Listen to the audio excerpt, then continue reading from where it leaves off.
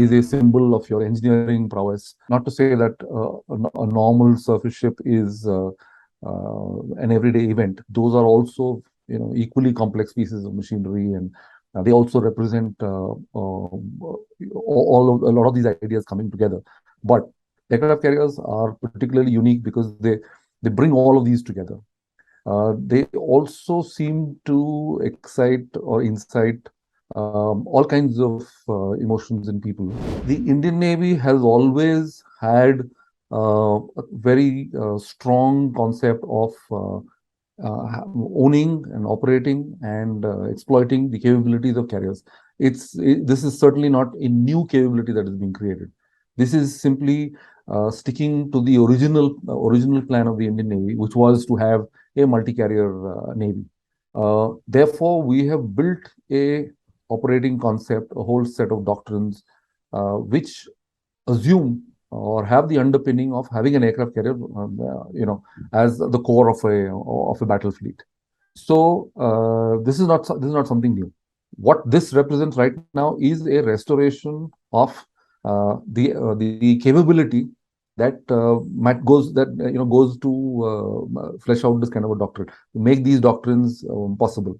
When you have just one, you have to factor in the fact that more than enough times you will not have the carrier available for you. And therefore, if you built your whole operating concepts, your whole thought processes around it, then you will not be able to carry them out. This ensures that to a large extent, we will be able to stick to the way we want to operate, the way we think a Navy should operate.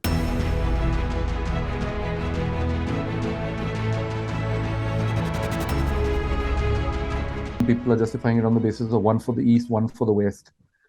When it comes to large-scale combat operations, one very important factor is what percentage of your capability do you bring to bear. If you have planned everything and ensure that you are only able to bring the capability that you can sustain long term, 1 out of 2 means this is the capability I can sustain long term. But going into combat with 1 out of 2 is very, very, very suboptimal. I don't think it's important to get into how would we use two carriers. I mean, two carriers in one place would be very exciting. It would open up even more possibilities of what you can do with that air power. Using them on both sides, east and west, or when you actually look at how vast the ocean is, you will realize that this simple definition of east and west is a very land-centric.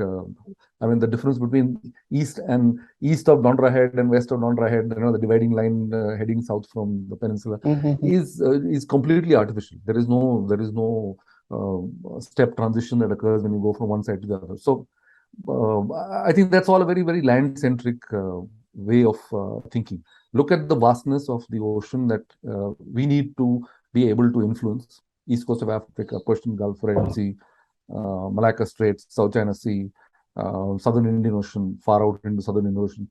You'll realize that there is more than enough space to operate a very large number of carriers if you decide to disperse them and still come up short. There are strategies that your opponents have. You need to have your own strategies. What the opponent puts out as their national strategy is not exactly the same as what is actually their national strategy. Some of it may be held much more closely guarded secret. What they put out is partly what they want everybody in their ecosystem to be working towards. You can't say national strategy is completely secret, because then nobody will be working towards it. Only the people whom you brief will be working towards it, which doesn't make sense. So there is obviously a very large part of it which is put out to make sure that everybody gets a common direction. The whole country, all of the arms of the government, all of the arms of parts of the country get a common direction. Yes, but there would also be something that is a much more closely guarded secret. I think what you need to understand is that for too long, for several hundred years in the middle, we have lost sight of the sea. And we have kind of become sea blind to a certain extent. We need to reawaken to the potential of the seas. I mean, People keep talking about how far back our maritime history goes. But what's really important is how sea oriented, how maritime oriented is our thinking today. And that is something which even our cities, if you see, we turn our back to the sea.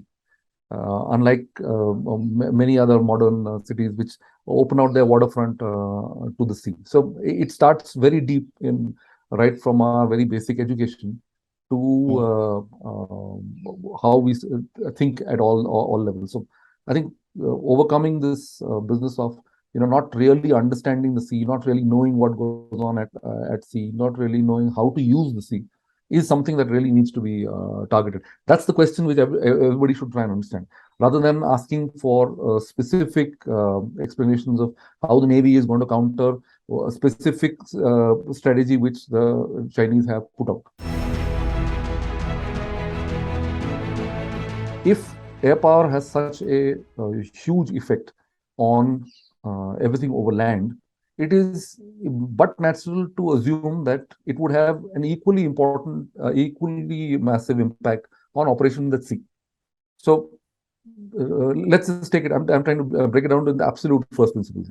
If air power has a massive impact on land, worth spending billions of dollars on these hyper expensive aeroplanes and missiles or whatever, won't they have exactly the same impact on operations at sea? Okay, so step one.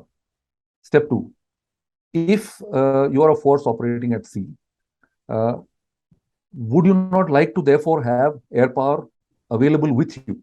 Because the whole point of operating at sea is operating out of sight of land. I mean, anything which can be reachable from something ashore is obviously done much more efficiently sitting on land. So why do I take the effort to go out to sea? Because it is the vastness of the sea where what is of interest to us lies, whether it's seabed minerals, whether it's oil, whether it is overseas trade, whether it is overseas diaspora of Indians, whatever it be. The sea is absolutely vast, and therefore to assume that everything that I need I can bring from shore at the moment that I need it is you can do the math, you can figure out the math. It just doesn't make sense. It doesn't make logistical sense. Integral air power is of very, very, very great importance. And by integral, I mean it belongs to the commander who is responsible for that particular area. It is available close to that area. And once you accept these two things, and thirdly, very importantly, it is trained and it is extremely comfortable in flying over that type of scenario. Whether it's the sea, the weather, the kind of targets, the kind of rules of engagement, the kind of presence of other people, that whole context, they are completely comfortable with. So when you write down these rules and you say, I accept this, the only logical answer is to carry your aircraft with you. IAC-1 and Vikramaditya both are designed for MiG-29K because that's what was the definition that was used for the design of these ships. You need to be able to maintain the aircraft, store the aircraft. You need to be able to prepare the aircraft for a sortie. You need to be able to launch the aircraft. That will have very specific requirements depending on the type of aircraft. You need to be able to land the aircraft and recover it. You need to be able to rectify any defects. Now, all of this implies that there is a lot of requirements which are besides just that one landing strip and that one takeoff, just that flat deck on top. Exactly. Even that flat deck on top contains two very major systems, which is the launch system and the recovery system, and those are matched to the aircraft. Those are key. It's a very major implication on the aircraft design, because you'll appreciate that as compared to an aircraft which operates from land, the launch and the recovery from the ship impose certain penalties on that aircraft. Arrested recovery. It's a lot of load on the aircraft. So there's a lot of structural weight strength that has to be added to that aircraft, which is a waste, so to say, in terms of the operational capability. When you're doing the mission over enemy territory, your ability to land on that carrier or take off from that carrier is not what is going to help you. But the penalty that you're carrying to do that is going to affect you. So clearly, you need to optimize that design. And the best place to do it is to optimize it on the ship. so that there's minimum Sure. penalty on the aircraft, and whatever penalty has to be there has to be taken by the ship, because in essence you have already penalized the ship completely to match it for the aircraft. But you've cleared out everything else. They barely have any other weapon systems besides their Mm-hmm. aircraft. You've taken away all the traditional weapon systems of ships and left it and said, I will optimize this ship completely for aeroplanes. As far as the Vikramaditya and the Vikrant K were concerned, they were kind of conceived together, and therefore, obviously, they are two chickens, hatched at the same time Okay. from the same stock. But as far as the LCA with regard to Vikramaditya and IAC, it kind of has to match with the existing facilities with some modifications as possible. In the sense that, for example, the increased length of takeoff run that is available on Vikramaditya, on Vikrant as compared to Vikrant. Vikramaditya, is, I Mm. would like to think, driven by LCA requirements. Okay. The Vikrant could possibly cope with the shorter run, but the LCA needed the longer run, and therefore, to that extent, the LCA has influenced ISC1 design for to a small extent, but largely it has followed the. Now, TDBF, when it comes along, is obviously constrained by what is existing and what cannot be modified. Largely, the major structures which cannot be modified, the major dimensions which cannot be modified, are those which are going to be imposed upon the TDBF design, and TDBF will have to be compatible with it. So, the Sure. composition of our air wing should be such that yields the maximum combat power that can be created for a given investment. Now, we have made a significant investment in these two ships, Vikramaditya and Vikrant. That needs to be maximized and turned into actual air power. Right. Which would be the best platform to do that? Obviously, something that is purpose designed for it. Just from the perspective of a single aircraft capability that I can create. When one looks at the overall expression of what is the true combat potential of any particular set of equipment, everybody looks at brochure figures and range and speed and turn rate. That's not relevant. First, you have to turn up for the Okay. fight. Turning up Okay. for the fight means I need to have sufficient numbers. I need to have sufficient training. That means I need to have sufficient numbers which I can use for a sufficient quantity of training, and then turn up for the fight. You can't turn up for the fight untrained. Next, I can afford to lose the numbers that I need to expend in order to achieve. To say that I will win every engagement and therefore I will have no losses is never. You can't plan combat operations to that. Which means you will then start have to factoring in losses. Which means you need to have that much depth in your ownership of assets that you can replenish them, you can afford to expend them when needed, and achieve the aim. Now, all of this is not possible with imported weapons. It is just simply not possible. Anybody who tells you that it is possible with imported weapons, no. You can win one odd engagement with an imported weapon because it's superior, but that's Mm. about it. You cannot win a war on the basis of everything flowing from outside. It basically means you are fighting on behalf of somebody else. It doesn't. It's not possible for a country of this size. We have our own interests, and therefore we may have to fight when our weapon suppliers don't agree with us. We may have to fight about something. So I mean, how should we go about doing that?